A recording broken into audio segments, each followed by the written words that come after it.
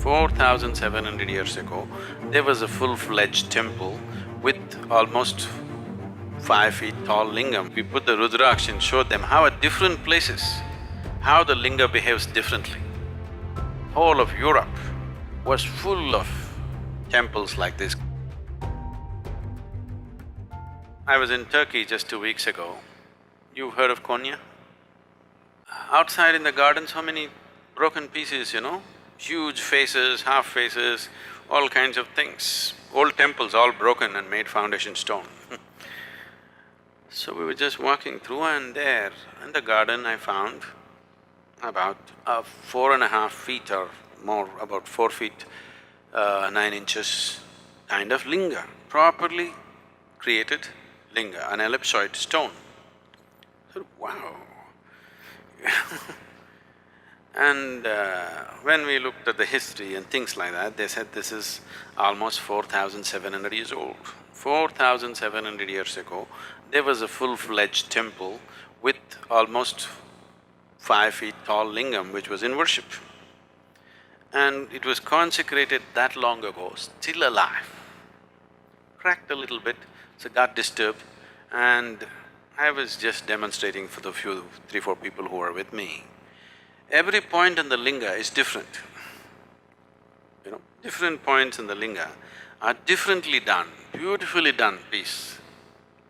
Whoever worked on it, they knew what they were doing, not rudimentary job, very subtle work.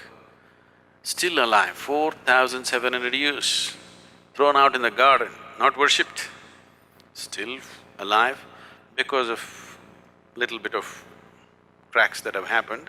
Some disturbances happened to the whole thing, but still there. I just demonstrated, I felt this, and then because they had to see, we put the Rudraksh and showed them how at different places, how the linga behaves differently.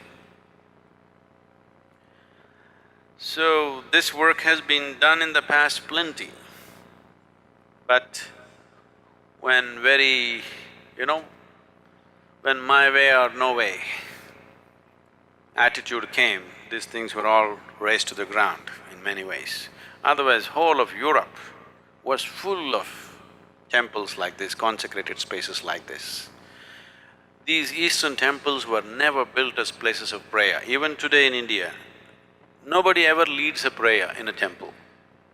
You're not supposed to pray or worship, but you're just supposed to sit there and come. The idea was people will go and sit there and benefit. This is how a temple was created. No priest, no prayer. There is a maintenance person who is now calling himself a priest. Certain families were appointed to maintain the sanctity of the place, to keep it going in a certain way. You are just supposed to go there, sit there for some time and come. In South India, this tradition is still alive.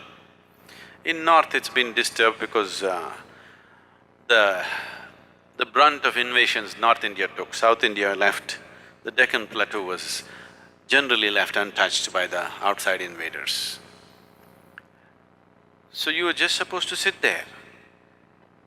Nobody leads a prayer, nobody teaches you a prayer, nobody says you must do this or that.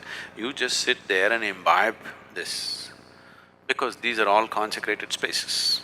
They created many. All these things were razed to ground.